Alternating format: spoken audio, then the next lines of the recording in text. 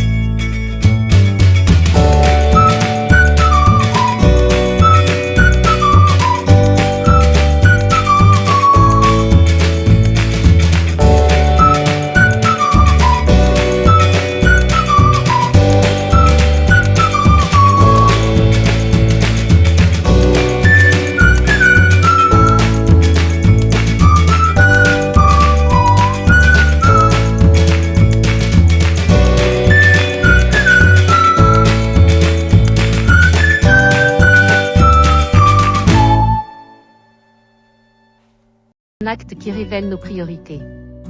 En choisissant ton téléphone, tu dis implicitement à ton partenaire que sa présence passe après. C'est une façon de fuir, parfois inconsciemment, une conversation difficile, une tension, l'intimité tout court. Le résultat ? La confiance et l'intimité s'érodent.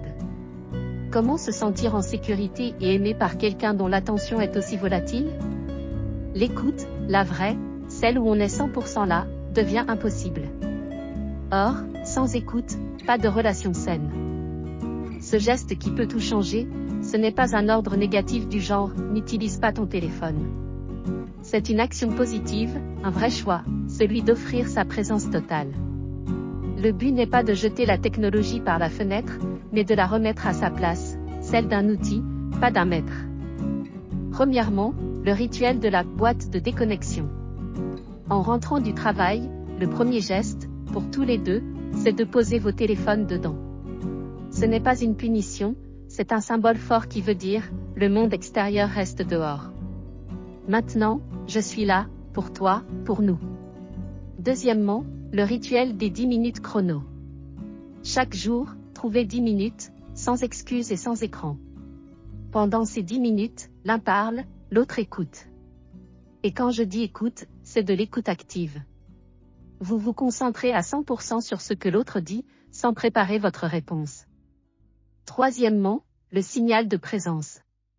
Quand vous décidez de passer un moment de qualité ensemble, prenez votre téléphone, mettez-le en silencieux, et posez-le, écran contre la table, en disant à voix haute, « Ok, ce moment est pour nous. Je me déconnecte. » Le fait de le dire change tout. Quand vous commencez à intégrer ces habitudes, la magie opère. La première chose que vous remarquerez, c'est le retour du silence. Pas le silence gênant et lourd, non. Le silence confortable, celui où on n'a plus besoin de combler le vide avec un gadget. C'est dans ce calme que la vraie discussion peut enfin reprendre. La complicité, bouffée par des milliers de micro-distractions, va se reconstruire. Les « private jokes », les fous rires qui partent de rien, la tendresse d'un moment partagé sans filtre, tout ça va reprendre sa place. Vous pourriez même vous lancer des défis, comme une journée entière sans technologie. Alors, on fait quoi maintenant ? Je vous lance un petit défi. Pas une révolution, juste un premier pas. Choisissez un seul des rituels que j'ai décrits. Un seul. Et testez-le, pas pendant un mois, juste une semaine. Votre histoire peut vraiment en inspirer d'autres.